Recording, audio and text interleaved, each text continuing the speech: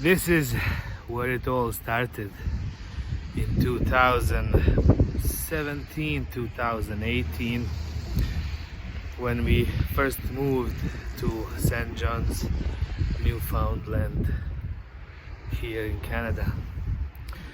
Behind me, in that white house over there, was a little sports bar on this Boncloddy Street. And it looks like a nice, peaceful neighborhood street. But little did I know that one of the greatest drug busts ever done in this city was actually done on this little street, in that little bar over there. The bar was run and operated by this bike gang. They distributed drugs into St. John's through that place.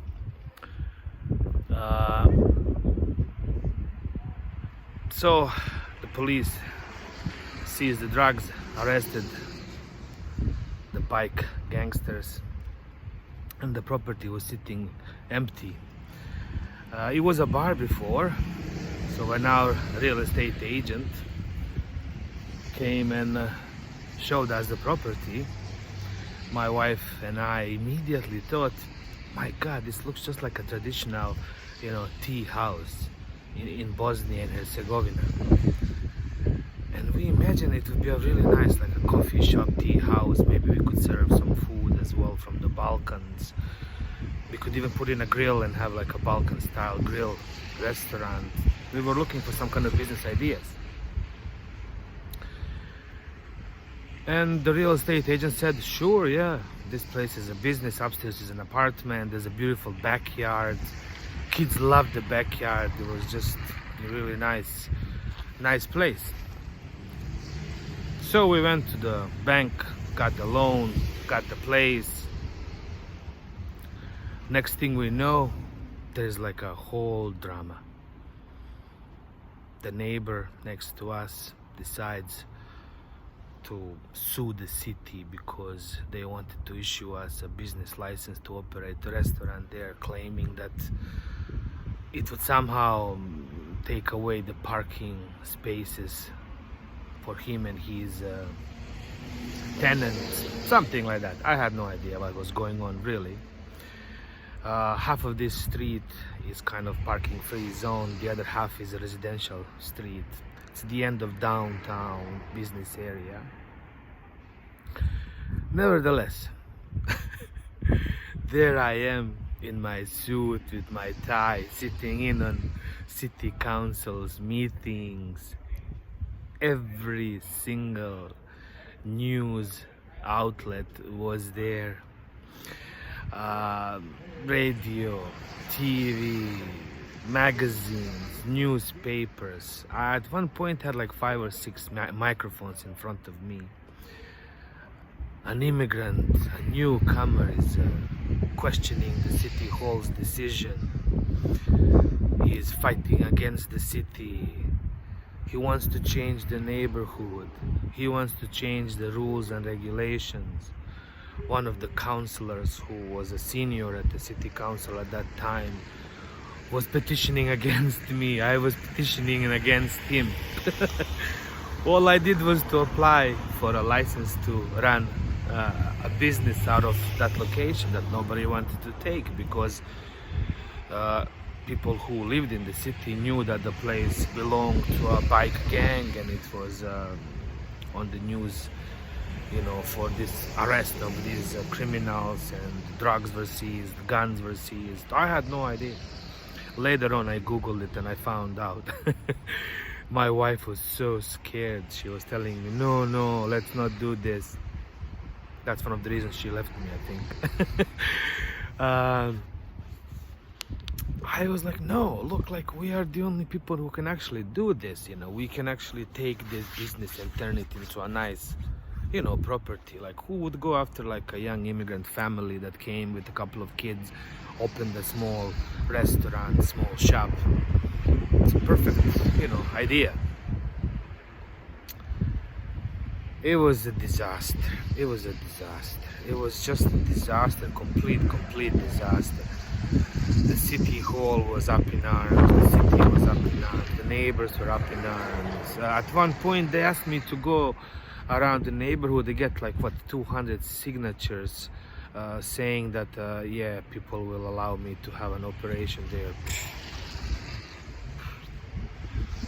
On a side note, I remember when I first showed up in Bosnia and Herzegovina after the war, my father was to have a quadruple bypass surgery, so they asked me to go around the neighborhood and collect his blood type.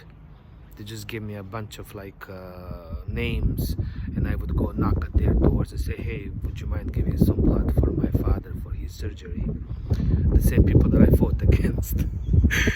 And they would tell me, wow, you couldn't take our blood this way, now you come to take it, you know, another way. It reminded me of that, honestly, like, you know, me trying to go against the city.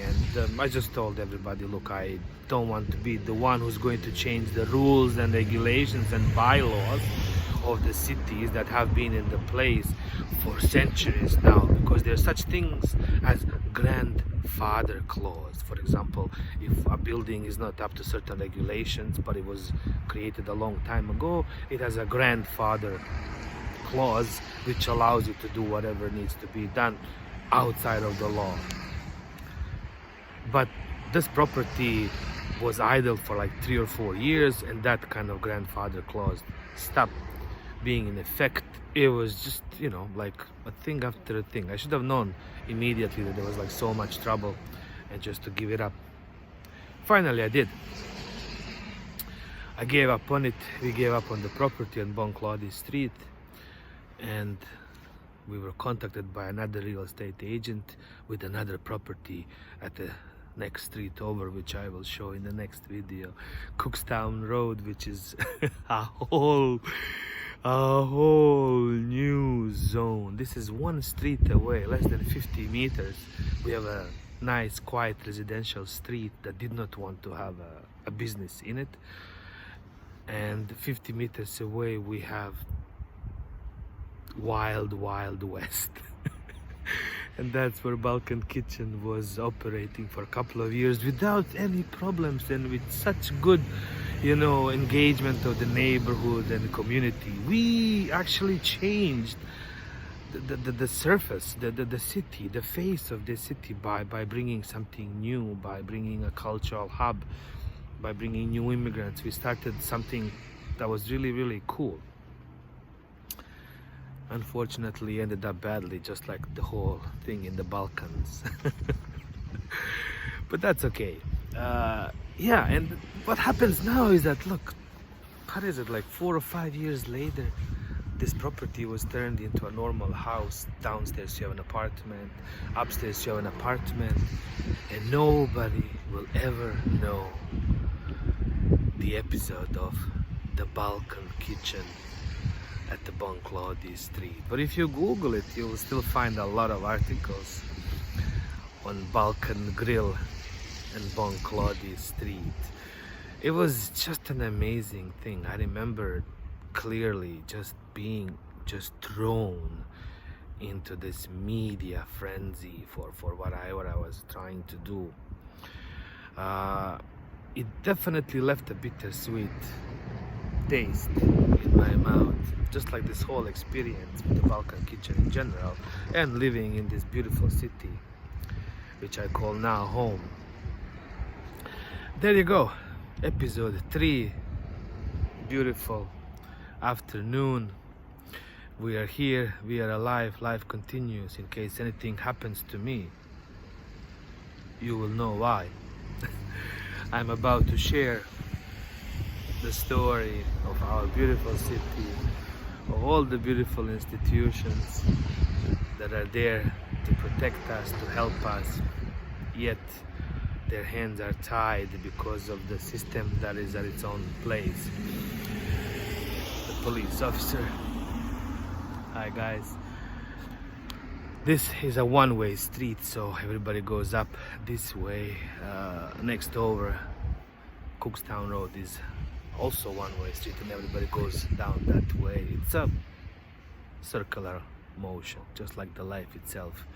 Everything goes in the circle. What goes up must come down. Love you all.